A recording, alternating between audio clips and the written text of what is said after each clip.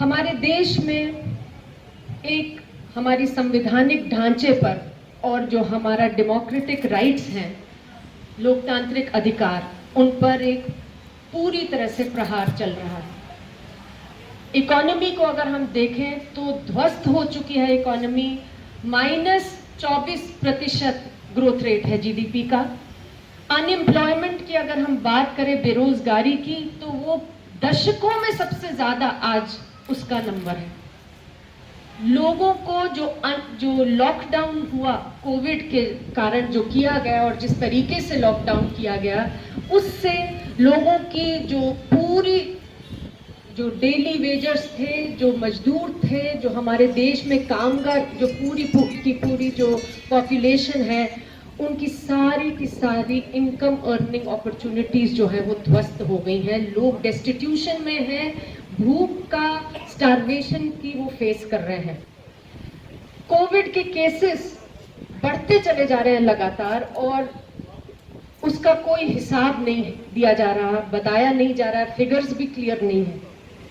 कानून पिछले 6 साल से एक के बाद एक पॉलिसीज पास हो रही हैं जो कि लोगों के हित में नहीं है, जनहित में नहीं है। वो चाहे सिटीजनशिप अमेंडमेंट एक्ट हो और चाहे वो कश्मीर का जो एब्रिगेशन 370 आर्टिकल का किया गया वो बात हो। और सवाल बहुत सारे हैं, लेकिन सरकार सवालों का जवाब देने में बिल्कुल इंटरेस्टेड नहीं दिख रही है। तो चाहे हम देखें कि पार्लियामेंट जैसे इंस्टीट्यूशंस हैं, सुप्रीम कोर्ट जैसे इंस्टीट्यूशंस हैं, जिनका काम है कि सरकार को जवाबदेह बनाया जाए, उन्हें पूरी तरह से हम देख रहे हैं प्रहार हो रहा है उनके ऊपर। क्वेश्चन आवर नहीं चल रहा है पार्लियामेंट में, इतने महीनों बाद पार्लियामेंट बैठी है, ये हम सब जानते हैं। सुप्रीम कोर्ट के जजेस ही बाहर आके प्रेस कॉन्फ्रेंसेस करके बता रहे हैं कि सुप्रीम कोर्ट का क्या हाल है और किस तरह से उस पर अटैक हो रहा है। तो जो इंस्टीट्यूशंस, जो महकमे सरकार को जवाबदेह बना सकते हैं, उन्हें ध्वस्त किया जा रहा है।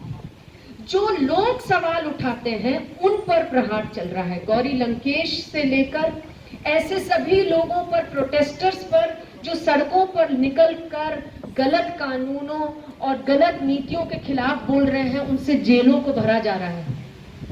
हम लगातार देख रहे हैं, उस पर अभी चर्चा भी होगी। और जितने भी लोगों के पास सवाल पूछने के तरीके हैं, उन पर प्रहार है। तो सूचना का अधिकार कानून जो हमें ये ताकत देता है कि हम सरकार से जवाब पूछ सकें कि आप माइग्रेंट वर्कर्स बताइए, कितने माइग्रेंट वर्कर्स निकले अपनी नौकरियों से, कहां तक पहुंचे, कितने मरे रास्ते में चलते चलते, जब वो हजारों किलोमीटर चले वापस। या आप पूछें कि कोविड में क्या हो रहा है, वेंटिलेटर किधर हैं, आपने पीएम केयर्स के लिए इतने पैसे इकट्ठे करे, वो पैसे कैसे इस्तेमाल हो रहे हैं, कहाँ इस्तेमाल हो रहे हैं।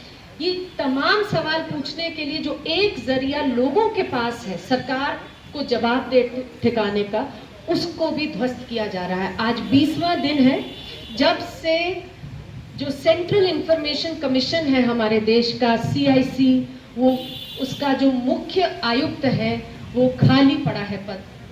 और सुप्रीम कोर्ट ने भी कह दिया, लेकिन सरकार किसी मूड में नहीं है कि वो जो आयुक्त हैं उनकी नियुक्तियां करें। और ये जो सारे हमारे सवाल हैं सरकार से, वो जाकर जब अटक रहे हैं, उनका कोई जवाब नहीं आ रहा है, तो सेंट्रल इंफॉर्मेशन कमीशन में जो अपीलें और शिकायतें हैं वो ऐसे ही लंबित पड़ी रहे।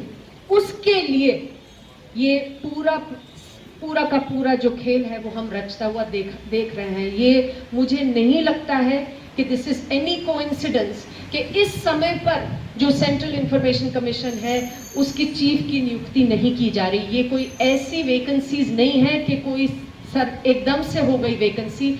जिस दिन कमिश्नर की नियुक्ति होती है उस दिन पता होता है कि वो कब रिटायर होंगे और ये पद कब खाली होगा। तो इस परिप्रेक्ष्य में ट्रांसपेरेंसी, अकाउंटेबिलिटी की हमारी मांगे हैं, चार्टर ऑफ डिमांड्स हैं। और मैंने केवल उन्हीं की बात करी कि हम कह रहे हैं कि सारे इंस्टीट्यूशंस जो हैं ट्रांसपेरेंसी और अकाउंटेबिलिटी के जवाबदेही